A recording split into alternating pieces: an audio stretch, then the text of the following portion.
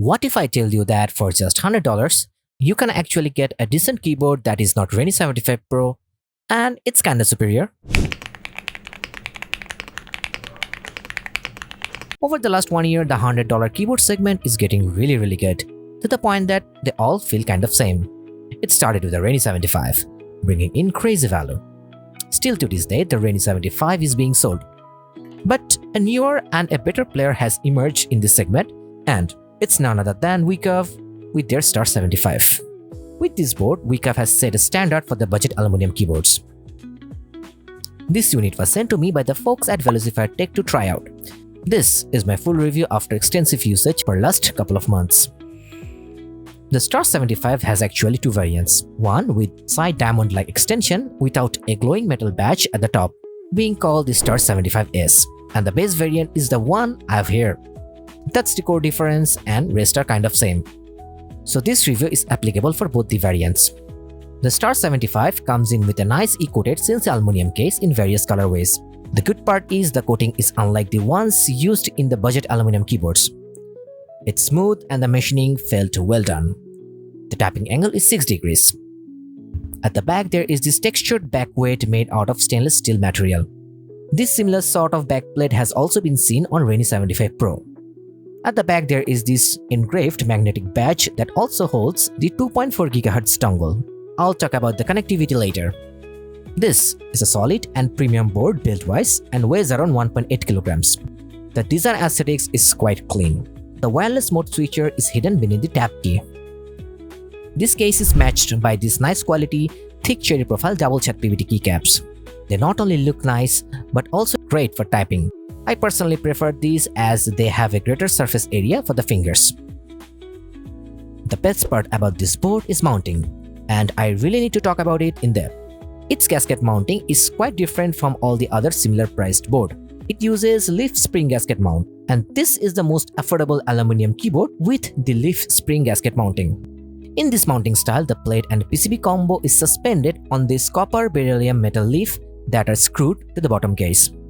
Here, they additionally uses the silicone socks on the plate at the mounting points. This is similar to the ones used in the Weikav Record Alice. Oh yes, it uses an FR4 plate. I like the FR4 plates on my board as it skews towards giving the board and switches their true-to-self sound. The result? Soft cushioning and decent bounce while typing, and it creates an isolation to give even sound and make space for the sound to travel across the board, resulting in more reverberation. So the PCB is a 1.2mm 5-pin hot swap PCB with south-facing RGB LED and flex cut. Yeah, the PCB has still a lot of flex cut, which I don't prefer due to it making it too flexy at times and leaking the sound. But to counteract that, the board has something up its sleeves. I'll talk about it in the later part of the video. For the hot swap sockets, it uses some clones of Kale and Gatron. I mean, they aren't bad by any means.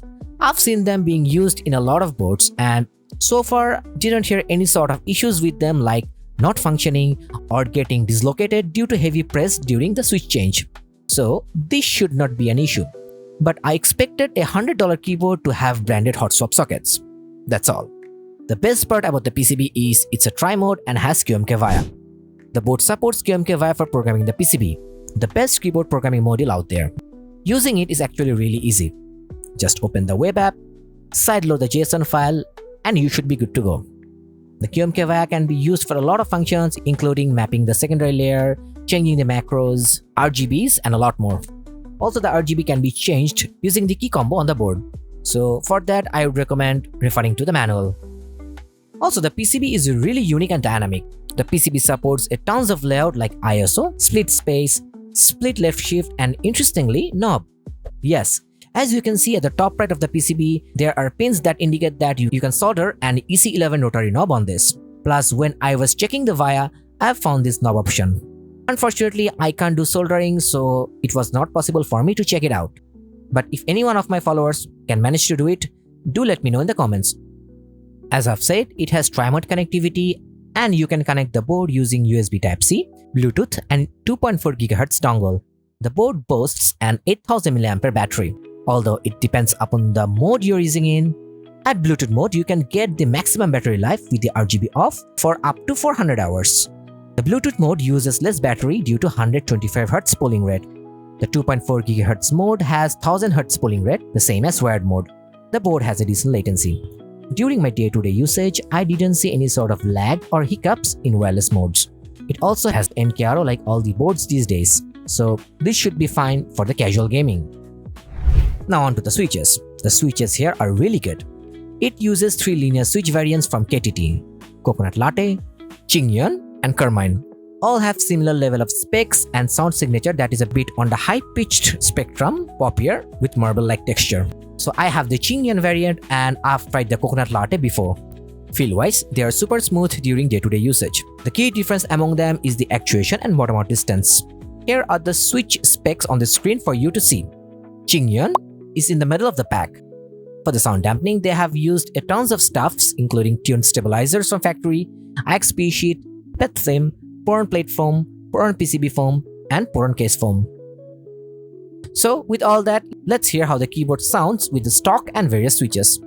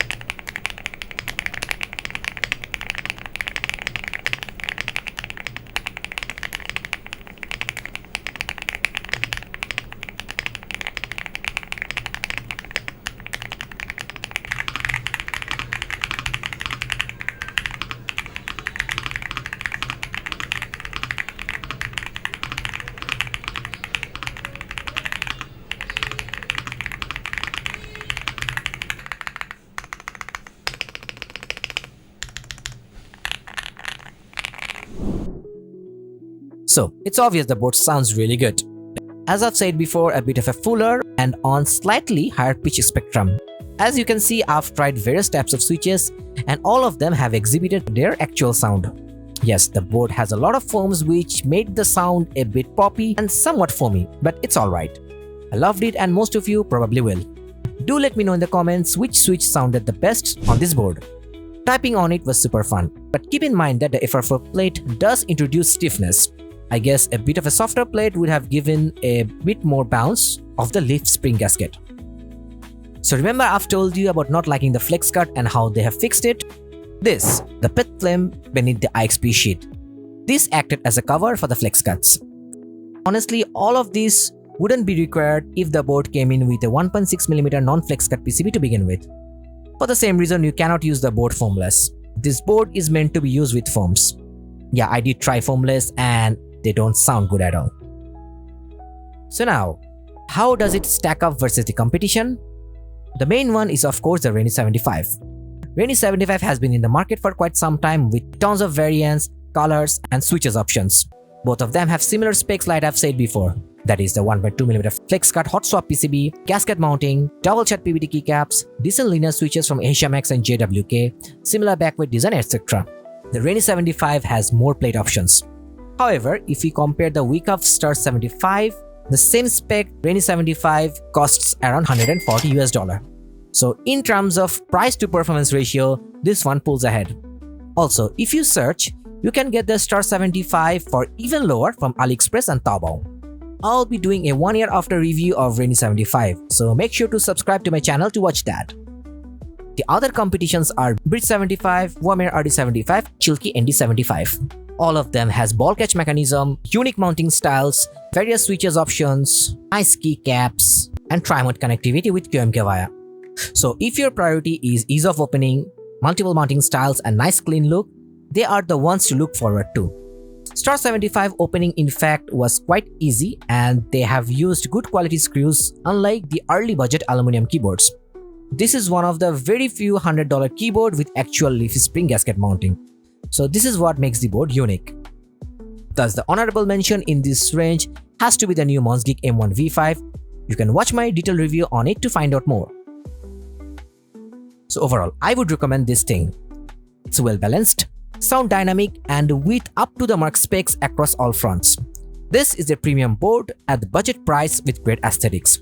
It is suitable for all tasks including productivity, gaming and whatnot.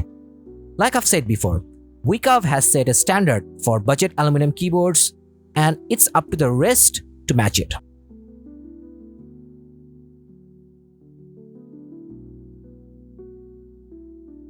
With that, I'm wrapping up for today. Thanks for tuning in. Don't forget to subscribe to my channel for more such videos. With that, goodbye and have a great day.